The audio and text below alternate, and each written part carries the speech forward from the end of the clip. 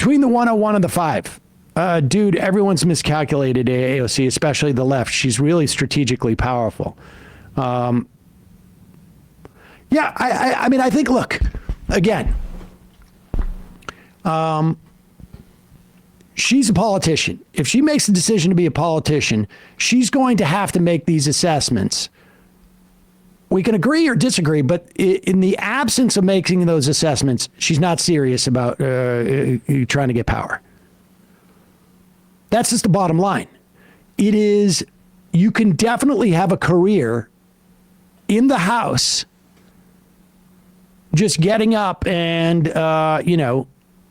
being a blowhard. Anthony Weiner was like that.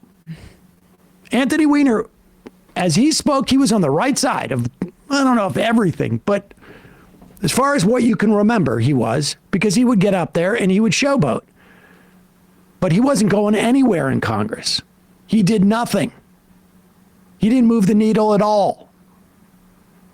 When you're, particularly in the House, the bully pulpit has a lot more to do, I think, when you're, a president. But if you're, the bully pulpit has, you need to be on committees, and you need to have influence over what the committee's looking at. And that's the way it works in the House.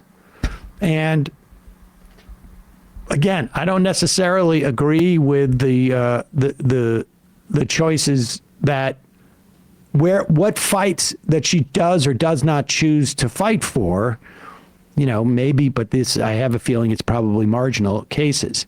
But the idea that she has a theory that there are material, and it was interesting, at least on that anti-Semitism language, where she was like, if there was something that was operational, I would have voted against it. She all but said why she voted for that, which was a calculation. This is a calculation. Yeah. This is not a fight that I can win and have influence over, so I'm going to cede it. It's the difference between, I guess, boxing and just going in and flailing your arms around. Yeah. I mean, I'm somebody who thinks that maybe, like Rashida Tlaib's approach, I really like that. I think it's closer to movements, but I think the folks that want AOC to do a different strategy, it's like we need different politicians and more people to take 100%. power and try these different strategies out rather than making sure each one does the strategically right thing. If I'm Tlaib, I want AOC to get as powerful as she can in Congress, because Tlaib knows that that's going to help her in some fashion. Exactly. And then you have someone like Ilhan Omar, who quietly, she's the progressive whip, and she makes change, and she's in, a semblance of a leadership position as well. And that gets done a little bit more quietly, which is part of her strength. And part of AOC's strength is her ability to communicate with the public. Yeah, and I'll just say, Robin for Minneapolis, independent socialist in Minneapolis City Council.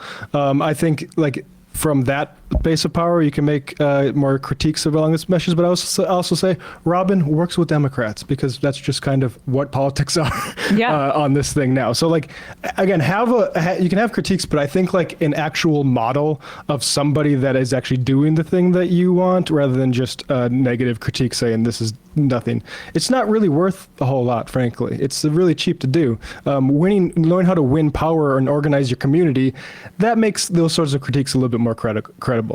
Hey folks, don't forget to hit the subscribe button and check out our daily show. We do it every day at 12 p.m. Eastern for about 2.5 hours. We even take phone calls. You should check that out.